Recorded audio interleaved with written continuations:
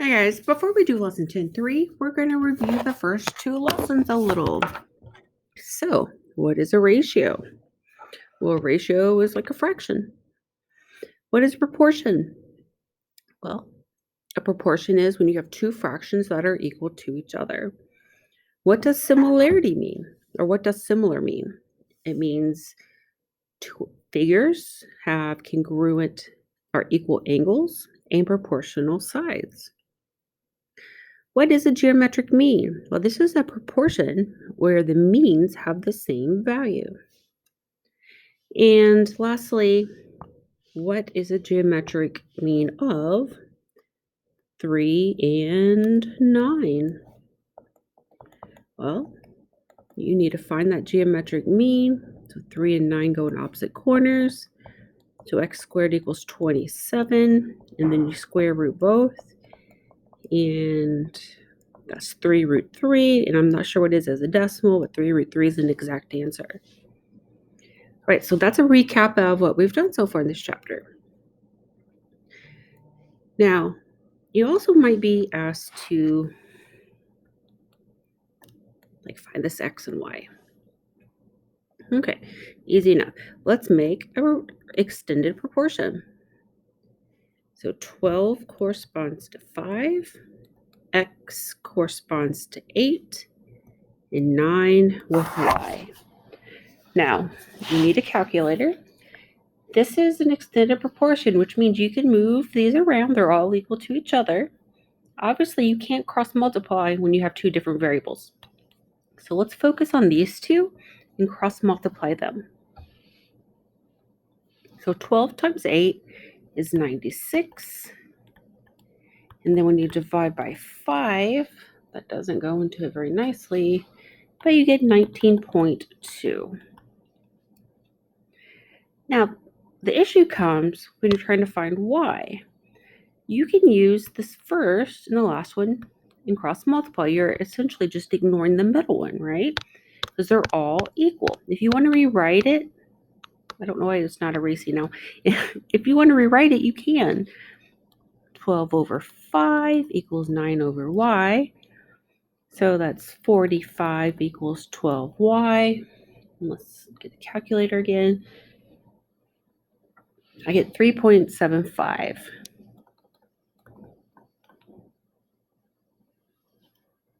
Okay. Now, you can check this, right? You can plug the x and the y back in and then divide each one and make sure you get the same scale factor. Now, today we're going to do something called the side splitter theorem. And sorry if there's beep, we're just going to ignore that.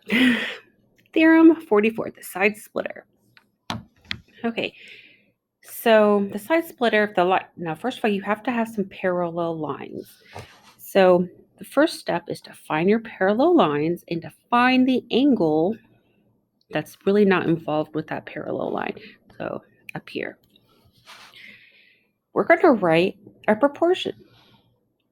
And that proportion is written like this.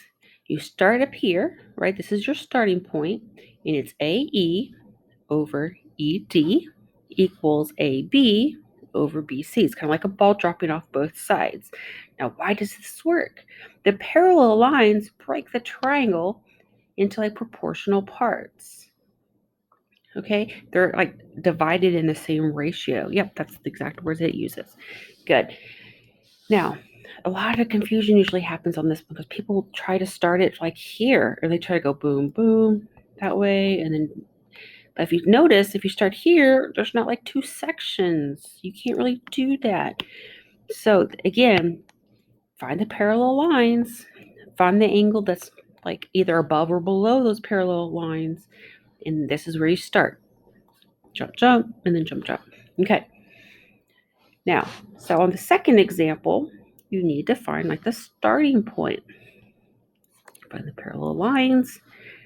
E is where you're going to start. So you're going to go that way. So it's EI over IH. Then you're going to jump that way. So it's EF over FG. Now, when you do these for real, you're going to have, numbers in here, and you're going to be able to cross multiply and solve. This is just the beginning. Okay, the corollary to the side splitter. If a line parallel to one side of the triangle intersects the two other sides in different points, it cuts off them proportional. Okay,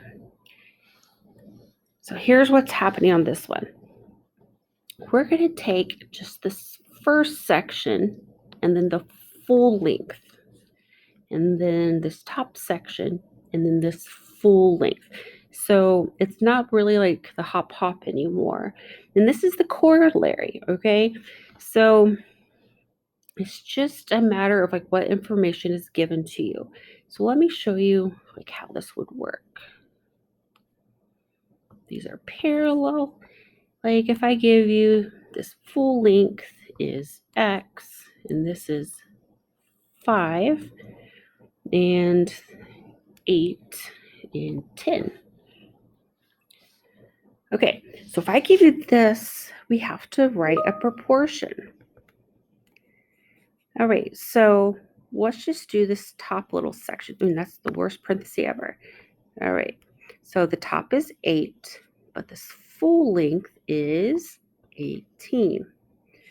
Now on the other side, we have to I always call this monkey see, monkey do. Whatever you do on one side, you got to do the same on the other.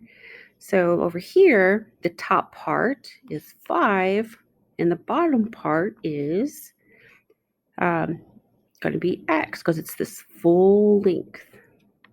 And now we can cross multiply and solve. Now, let's back it way up. Okay, that was 8. Why can't we just do jump, jump, jump, jump? Now, here you definitely could. You go 8 over 10, and over here, 5 over X is not the same thing because X is that full length. So if you're doing like, I always say the monkey see, monkey do, you're not doing the same thing on both sides. Now, you might be saying, could you do X minus 5 for your denominator and then say it's the side splitter? And you can. So, yeah. Now, we have this one where you have 3 parallel lines. And again, I know it sounds silly, but monkey see, monkey do. Whatever you do on one side, you got to do on the other. So I'm going to get my highlighter out, and it makes it a lot easier. So K to L, and then M and L, or L to M. So you're just going to do the same thing on the other side. So your answer is PQ over QN. All right, let's try another one. Come on. All right, J to P and P to Q. So you're going to do the same thing on the other side.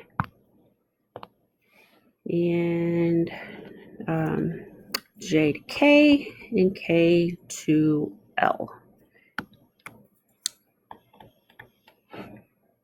And that's it. Don't overthink it or overcomplicate it.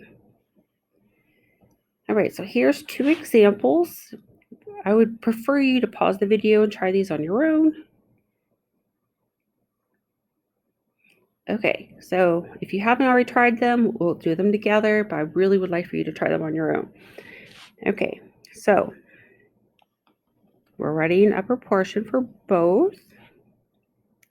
Now I immediately see I have this huge parenthesis here. So this is going to be the corollary to the side splitter. So now the earlier one, we knew this top part. Technically, we can do this just with the bottom part. So if I know this bottom part, which is X, let's copy that on the other side, and that is 12. Now, on the left, I'm doing this full length, which is 24. So that means I need to do this full length, which is 32. And then I'm going to cross multiply and solve. So let's do that. 12 times 24 is 288. And then divide by 32 is 9. Okay. Now this one, I can just do jump, jump, jump, jump like that. So 12 over X plus 1 and 9 over X. So 12x equals, and then you have to distribute that. I'm running out of room. Maybe I can just, yeah, I can speed this up. 9x plus 9. Take over the 9x and get 3x, and then divide and get 3. Okay, so on the example that we just finished, example 2, that is the side splitter, and the first example was the corollary to the side splitter. Okay, monkey see, monkey do. Let's try this. A over B, and what over E? Well, of course, that's a D. You probably can't read that. All right, let's try the next one. E over F. So B over C. All right, so we have A over B plus C. And so then you're going to have D over E plus F. And the last example. Okay, now find your starting point. Find the two parallel lines. That means you're going to start here. Okay, now this 30 is representing this length here. Now, you have a couple choices. You could do this the corollary, but technically, if this is 45 and this is 30, I can just say that's 15, right? So jump, jump, jump, jump. So x over 10, and then 15 over 30. So 30x equals 150. Divide both sides by 30, and x is 5. All right, guys, please reach out and let me know if you have any questions. I'm here to help. Thanks.